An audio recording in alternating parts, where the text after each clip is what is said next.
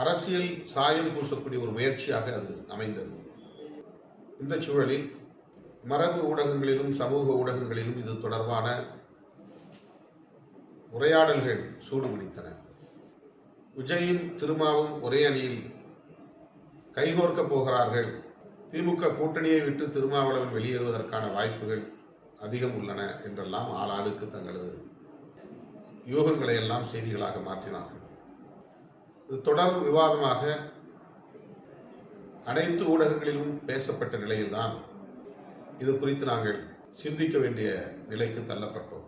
இந்த நூல் வெளியீட்டு விழாவை ஏற்பாடு செய்துள்ள தோழர்களிடத்தில் பேசுகிற போது, அதாவது இடம் பதிப்பகத்தாரிடத்தோ பேசுகிற போது, நாங்கள் இருவரும் ஒரே மேடையில் நின்று இந்த புத்தக நிகழ்விலே வெளியீட்டு விழாவிலே பங்கேற்றால் இதற்கும் அரசியல் சாயம் பூசுவார்கள், அதற்கு இடம் தருவது ஏற்புடையதல்ல.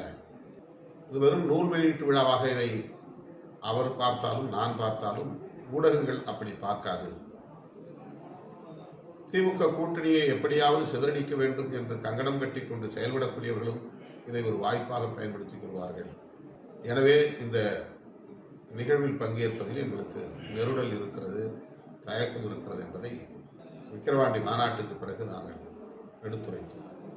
நான் வெளிப்படையாகவே சொன்னேன், விஜய் அவர்களை வைத்தே நூலை வெளியிடுங்கள், எனக்கு எந்த வருத்தமும் இல்லை என்பதை மிகவும் தொடக்க நிலையிலேயே சுட்டிக்காட்டிவிட்டேன், விளக்கிவிட்டேன்.